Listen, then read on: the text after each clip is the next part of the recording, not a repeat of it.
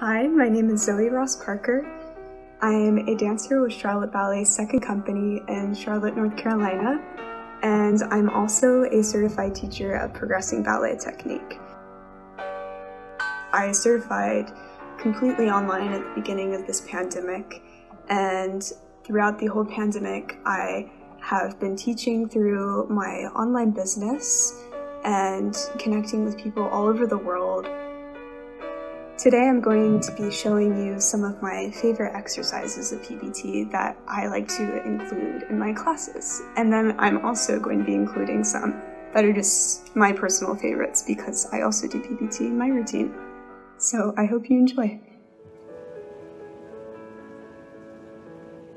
This is a really good exercise to really control the side body from the beginning, warming up the whole abdominal wall and starting to control those core muscles. But I also have found it really helpful for teaching kids and teaching them how to control their abdominal muscles, which is something they're not really able to understand as well at such a young age. So what I really like about this is not only is it very hard, but it's also interactive. It's very fun. And the young kids, they really see it as an activity instead of a stagnant exercise where you're really just crunching or getting your core warmed up, which is often a turn off.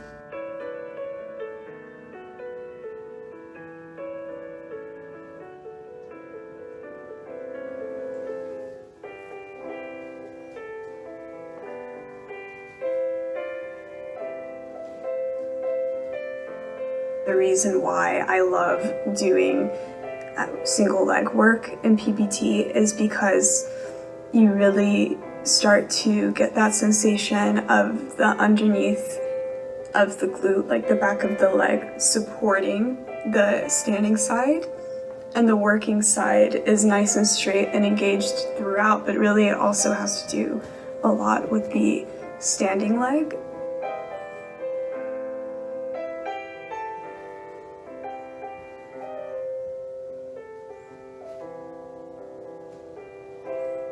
It's just really helpful to, again, feel all of that alignment and support at whatever stage of your training.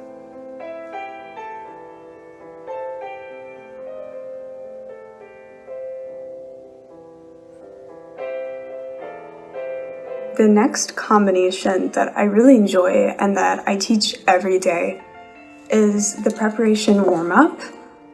And what I really like about this is it helps teach the student from the very beginning those muscles in the backs of the legs, which teachers often say a lot in class are really important for the stabilization of the leg and for helping the student balance and really pull up out of their legs.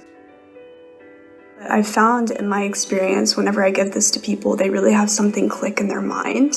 If they had this time themselves to kind of really activate it in a scenario that isn't in the studio, really trying to turn it on, but not really knowing exactly how to. So I definitely teach this every day, and I myself find it very good to warm up the hamstrings before class, going into the rest of the PBT combinations as well. This next one is quite possibly one of my favorite PBT exercises. It's called the deep rotation exercise, and I've found this so helpful across the board of all age groups because I think if you've danced for a good amount of time, you've definitely heard turn out from the hip and not from the feet or the knees.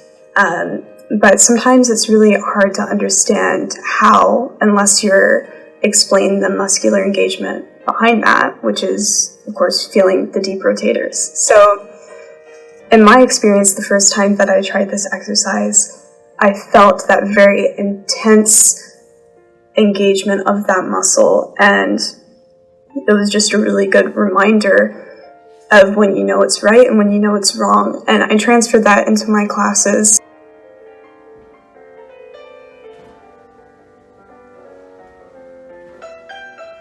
When I saw this in my PBT training, I really was quite simply mind blown because I would have never thought of something as simple yet effective for trying to keep with the proprioception of brushing the floor, using the floor with the intrinsics under the feet, which are so vital for a really strong and safe jump.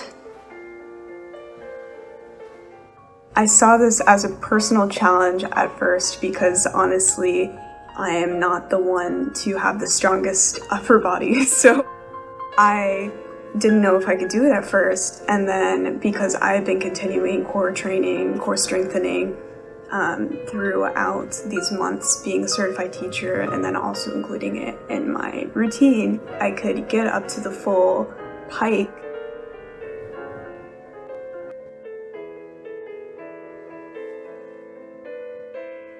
I couldn't do this video without mentioning deep core strengthening, which I think is really relative to dance because we're not only just doing this one movement in one selective part of the body, it's a whole body experience.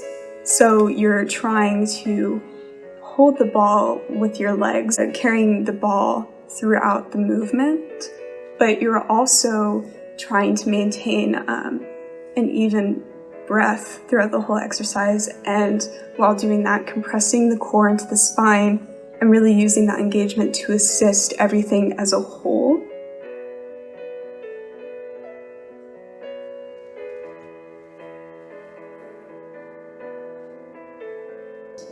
As a teacher, it's been really special to empower students with that knowledge that everybody is different. We're not all going to receive exercises the same way and get the same benefit. Everyone deserves an explanation for how to control their body and take care of themselves, because ultimately I feel like having your own routine is kind of like self-care. So it's been really special to be the person that can give others the tools that they need to go on with their training and really know how to take care of themselves. It's something that I didn't really understand how to do until I got injured and I had to kind of learn. So I hope that people will be able to learn beforehand, and it's something that they just carry throughout their entire training and they have in their pocket. So thank you again to Progressing Ballet Technique for giving me the opportunities they provided me with this summer during this quarantine, and I really look forward to continue teaching. I love my clients and I love seeing their progress, and it's only the beginning. So I'm looking forward to more teaching experiences with people all around the world.